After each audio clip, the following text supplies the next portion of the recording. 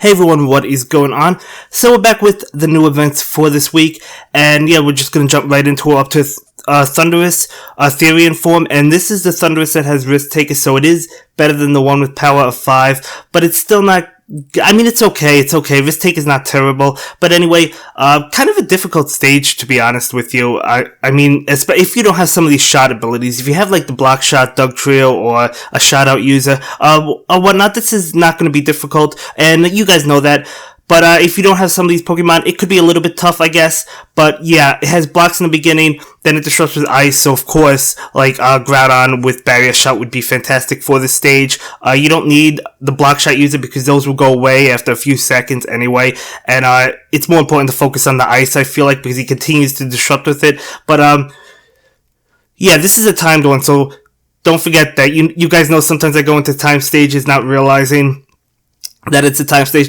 Not the case with this one. I knew it was timed, but yeah, so that is Thunderous. By the way, guys, I have another stylist now, so yeah, things should be smooth sailing from now on. I know some of you have been telling me for weeks to get a new one, and I finally have a new one, so we're able to do well, we were doing the events anyway, but we're up to a great challenge, Stufful. Now, Stufful is a brand new Pokemon, so there's just 2 brand new unreleased Pokemon that have never been released yet, and Stufful is one of them, and it's actually a pretty good Pokemon, which is good, and it's incredibly easy, so there's nothing bad about the stage. I can't say anything bad about it, right? Wrong. Stufful has a very, did I say very low catch rate? It's 1%, and we beat this, I think it was 3 moves, right? So, we only got, well, you'll see, very low catch rate, that's probably why it's super easy, you know, should have expected it, but anyway, we gotta catch that Pokemon, 1% base, it reminds me of Rabombi, so yeah, throwing the Great Ball at a 27% chance, so we're actually able to catch it, and we beat that in a few moves, so you'll be able to continue to beat the stage, even if you're early on into the game, you'll definitely beat it, but you might have to go into it several times. That was my first attempt, so I got lucky, but yeah, anyway, it has Final Effort, guys. You know how much I love Final Effort. How many times have I used it? So a fighting type Final Effort, you might see that in the video in the future, I don't know, but you definitely want to catch at the very least because it is easy. The only thing is the low catch rate. Anyway, we'll move on to its evolution, Bewear. Bewear used to be an Ultra Challenge. It's a great challenge now, which is good. I believe the stage is exactly the same, or at least very similar. I think it's the same actually. Yeah, I do think it's the same, but even as a great challenge, it's still difficult because that's just so annoying. I mean, the board reset plenty of times for me. I'm going in with Shiny Mega Deontay, which is a good way to go because once it Mega Evolves, you can get rid of all these rocks, but it's probably going to take a little bit to Mega Evolve, but it's still a good way to go, and you do have quite a bit of moves to be able to beat this one on.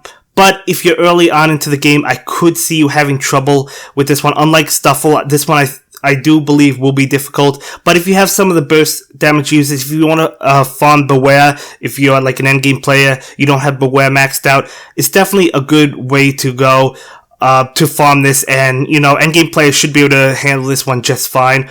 But you know, yeah, whichever way you look at it, it's probably going to be a little bit difficult, even as a great challenge, but it's better than the Ultra Challenge, so I would recommend catching it because I've used Bewear plenty of times. You know, some people love it. You know, I like it. I don't think it's the greatest fighting type. You know, I think there's better options, but it is really good, so I'm not saying anything bad about it, and it's cheap to max it out.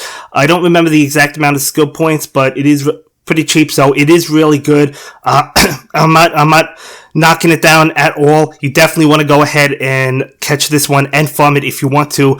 It is better than Stufful. I think it's better to invest in Power Hug than Final Effort, even though I love Final Effort. But either way, that's Bewear.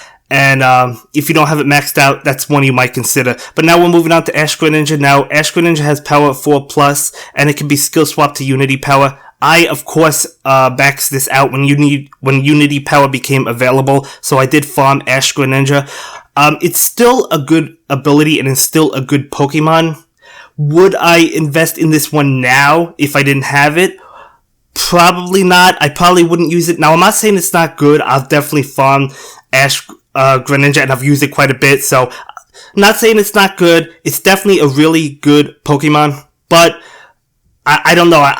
I feel like I would focus on like Bewear over Ash-Greninja, if that makes sense. You guys could disagree. Let me know if you think Unity Power or Power Hug is better. Unity Power is really good. The problem is it's the low activation rate for me, guys. Because yeah, I don't know. I guess Power Hug has a low activation rate as well. So I guess you could pick a choose. You know, I guess it depends. If you don't have either maxed out, if you need more water support, you might want to go with Ash-Greninja. If you need more fighting support, you might want to go with Bewear. It's kind of pick a choose, but if you have this one, obviously Bewear's going to be the choice to go, or the way to go. I actually almost lost, so Mega Sceptile not the best way to go, of course. You know, when I went into it, I didn't realize it was a time stage. I realized it before, you know, playing the stage immediately, but just as I clicked, okay, let's begin, you know, I didn't realize it was a time stage at that point. But you know, that's okay. It ended up working out. We ended up beating it. I forgot about Hitmonlee. This is probably the best one to farm. So, you know, if you don't have it, I would probably push the other two aside, and I would probably pick this one. You know, if I were you, Shout Out, you know how good Shout Out is. How many times do I use Shout Out? I think it's like on every team. Not every team, but it's on a lot of teams, you know, in this video and in general. So I use it all the time. So Hitmonlee is definitely a good way to go. You definitely want to farm Hitmonlee. No doubt about it.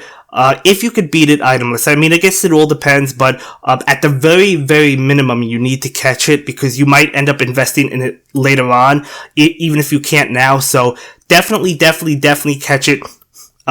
There's no doubt about it. You have to catch it. You guys know that. I don't even have to talk about it. It does disrupt with Togekiss. It has a Togekiss on the field, so you can totally bring Togekiss. I went with Noivern instead for the Shout-Out. If you don't have Noivern, you can go with like another Shout-Out user, or you don't need Shout-Out. You could go and bring the Togekiss with you, and it could get matches.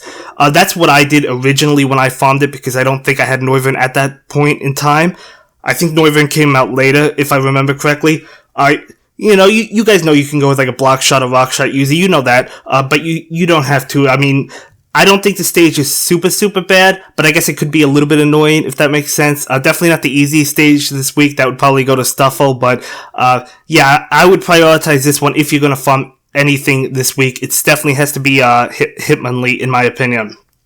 Yeah, it's definitely the best way to go. I'm gonna farm, Stufful just because I have the others, but this is definitely the one you want to go if you, the way you want to go if you don't have, anything farmed, maxed out or whatnot. You definitely want to go with Hitmonlee.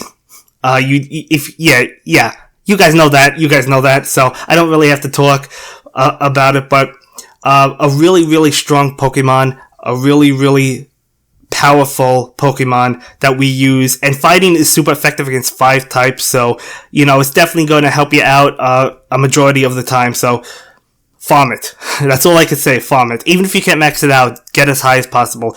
Now we're going on to Tapu Lele. This is the Ultra Challenge of the week, probably why Bewear was brought into a Great Challenge, because Tapu Lele is the Ultra Challenge, so they're just, going with that. I'm going in with Litwick, and Dusknoir for Last Ditch Effort and Final Effort. Could you do it without one of those? Probably, I don't know, but, well, I couldn't because I don't have patience for it. You know, if it wasn't for the Litwick, I wouldn't have been able to beat the stage. So, you know, the good news is Tapu Lele is a little bit outclassed, compared to, like, Deoxys attack, so, which has the same thing and is higher attack power, so if you were able to farm one, it would be Deoxys attack. I wouldn't go with Lele, but Lele's still good, obviously, if you skill swap it to typeless combo, so if you don't care about the attack, you could farm this one. If you have the Litwick, it's possible. Itemless, obviously, because I was able to do it itemless, but I wouldn't farm it. You know, I would not farm it. If you want to catch it, if you don't have it, I would go items.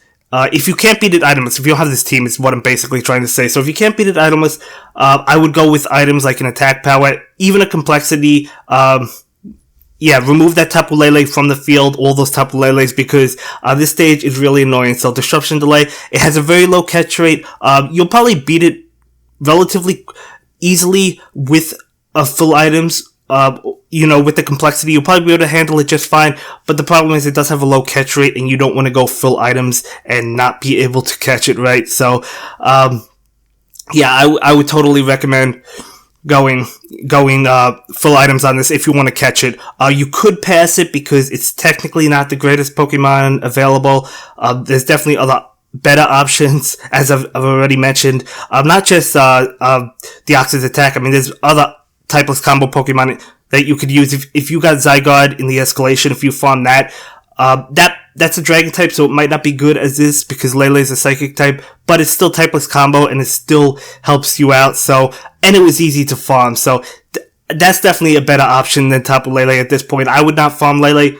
I was just looking for a way to kind of try and set up the Mimikyu match. I couldn't really find a way to do it, but yeah, I didn't think I was going to be able to win it this time. I thought I was going to have to go into the stage again. I thought I was going to lose. But yeah, doesn't have the most HP in the world. Actually, for an Ultra Challenge, it has very little HP, believe it or not, for an Ultra Challenge, but it's still really difficult.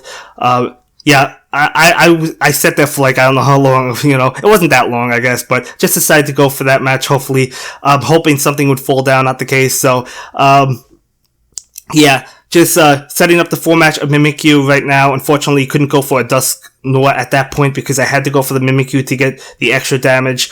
I thought Lele had more HP than it did. I didn't think Litwick would be able to knock it out on a 4-match, but it was able to, luckily. So I had the 3-match of Dusknoir, so that's what I'm going to go for. Not going to activate it, so I'm like, okay, I'm going to have to do the stage again. You know, I'll try it a couple more times. If I'm not able to do it, I'll probably add on that attack power just to get the video. That was going through my mind, but, you know, I'm able to do it the first attempt, which is really nice. Yeah, just basically trying to look to see if I could set up like a 5-match of Litwick. Not the case. Nothing fell there, so I didn't get the 5-match. The 4-match was able to knock it out. That really confused me. I didn't think that was going to happen because, as I said, I thought it had more HP than it did. I think it's like 17,000, 18,000 around there, so I thought it had more for some reason. I thought it was like 30 or 40. I don't know how I thought that, but either way, we do knock out Lele, so that is nice. So, second to last stage, we have Porygon Z. Now, this is a Raise Max level challenge. I don't think it's worth it because Porygon Z is not good, so I would not play this stage for the Raise Max levels. I would not power up any of its abilities. You know, it's really not a good Pokemon, and I actually came close on this stage. Now, I'm using Hitmontop because today I was able to trade for a Hitmontop in Pokemon Go, and I wanted to celebrate. You know, I finally have Hitmontop. You know, I have several Tyrogue, and none of them evolved into a Hitmontop, so I decided to trade one of my Hero Quests for it that I got from Florida, and I was finally able to get a Hitmontop. But anyway, that's why I have Hitmontop on the stage. So obviously not doing anything, you know. I didn't skill swap mine. Mine does not have block shot, but still able to knock it out, so that's cool. Yeah, we do go ahead and beat Porygon Z. Again, wouldn't farm it because it's not worth it just for the Raise Max levels, in my opinion. I guess if you have absolutely nothing else to do, you could do it, but I would go for Stufful over farming this. That's just my opinion. But yeah, that is Porygon Z. So you could catch it, though, if you don't have it in the Expo stage. Now we're moving on to the other Thundurus, the one that I said was worse than the Therian form. Now, I thought the stage had ice. It doesn't. I think that's Tornadus that has ice. So, you know, obviously I didn't bring a good team. I even left the last spot blank. That's not helping me either because he does have extra support on the field. So I didn't have to leave the last spot blank. So, a bad team to go, a bad way to go.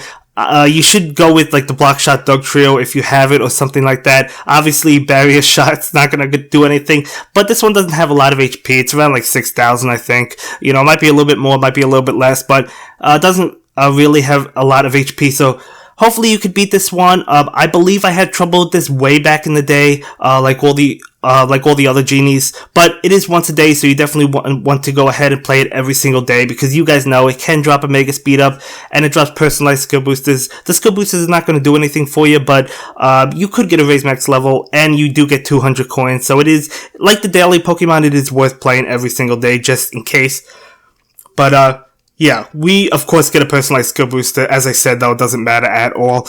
But, yeah, so really cool stages this week. A lot of good ones. And, yeah, that's going to be it for this video, guys. I'll see you in the next one. Bye.